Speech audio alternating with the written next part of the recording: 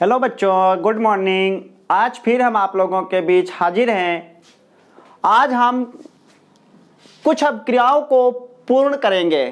देखिए, पहली अपक्रिया क्या दी हुई है कि एसिटिक अम्ल का लिथियम एल्युमिनियम हाइड्राइड की उपस्थिति में अपचयन करते हैं। क्या करते हैं? अपचयन करते हैं। लिथियम एल्युमिनियम हाइड्राइड की उपस्थिति में अपचयन करते हैं।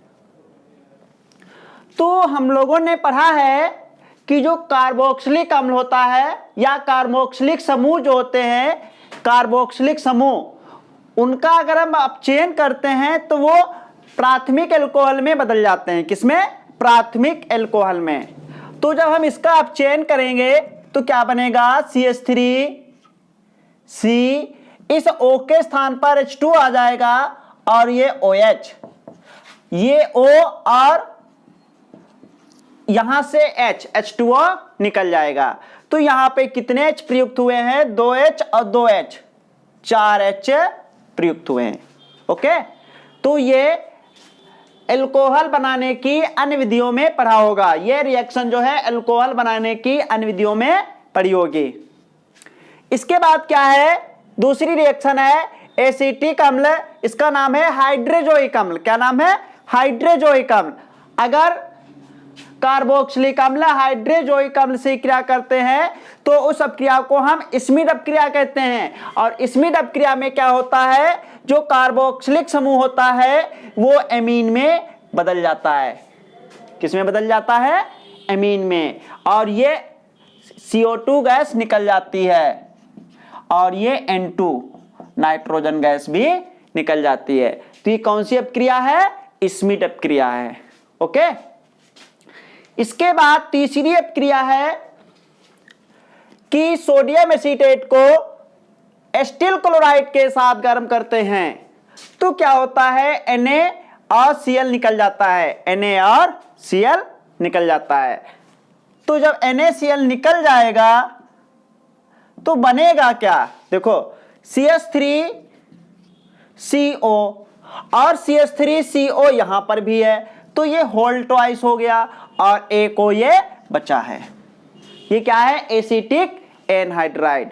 तो जो ये तीसरी समीकरण है ये एसिटिक एनहाइड्राइड बनाने की प्रयोगशाला विधि है। क्या है? प्रयोगशाला विधि है। और ये चौथी समीकरण तो पढ़ी होगी कि सोडियम एसीटेट को सोडा लाइम के साथ गर्म करने पर क्या बनता है? Soda lime. सोडा लाइम में क्या होता है?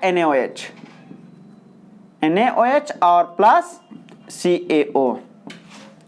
तो क्या हो जाता है?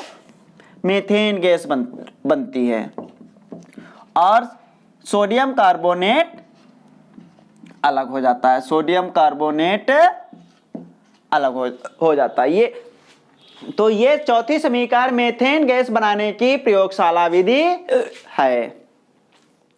इसके बाद कैल्शियम एसीटेट को कैल्शियम फॉर्मेट के साथ गर्म करते हैं तो ये एल्डिहाइड बनाने की ये अन्य विधियों में प्रयोगी रिएक्शन।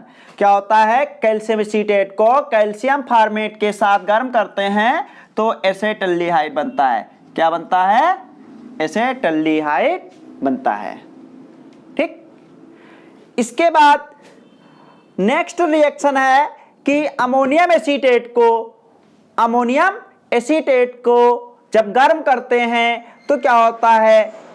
अमोनियम एसीटेट से एक अणु जल निकल जाता है। यानी यहां से H2 और एक O निकल जाएगा। H2O निकल जाता है और क्या बनता है? CH3CO NH2।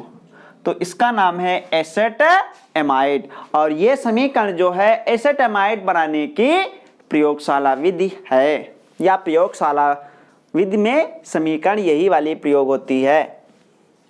इसके बाद सोडियम हाइड्रोक्साइड में कार्बन मोनोऑक्साइड इतने डिग्री C पर और इतने दाब पर जब प्रवाहित करेंगे तो कार्बन मोनोऑक्साइड सोडियम हाइड्रोक्साइड में अवशोषित हो जाती है और बन जाता है सोडियम फॉर्मेट HCOONA।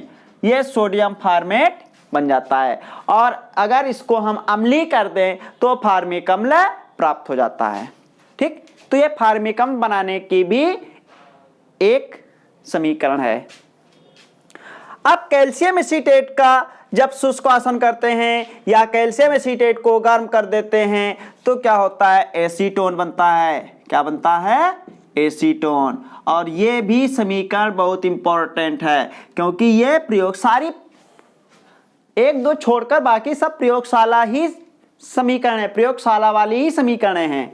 ठीक, अब क्या होता है, ये ऑक्जेलिक अम्ल है। ऑक्जेलिक अम्ल को ग्लिसरॉल के साथ जब 110 डिग्री सी पर गर्म करते हैं तो क्या होता है, ये CO2 गैस निकल जाती है और ये H यहाँ पे जुड़ जाता है और फार्मिक अम्ल बन जाता है। तो ये फार्मिक अम्ल बनाने की प्रयोगशाला विधि है। ये भी फार्मिक अम्ल बनाने की प्रयोगशाला विधि है। तो आज हम इतनी समीकरण जो पढ़ी हैं, निम्न अपक्रियाओं को पूरा किया है। इसमें बहुत सारी हमने प्रयोगशाला विधि भी पढ़ ली। ये फार्मिक अम्ल बनाने की प्रयोगशाला विधि है, एसीटोन बनाने की प्रयोगशाला विधि है, एसेटामाइड बनाने की प्रयोगशाला विधि है, ये मेथेन गैस बनाने की प्रयोगशाला विधि है, और ये एसिटिक एनहाइड्राइड बनाने की प्रयोगशाला विधि है। तो आज हम इन अपक्रियाओं को पूर्ण किया है जिनमें हमने 5 प्रयोगशाला विधि पढ़ चुके या पढ़ ली। समझ में आ गया? तो ये सारी रिएक्शन सबको समझ में आ गई होंगी।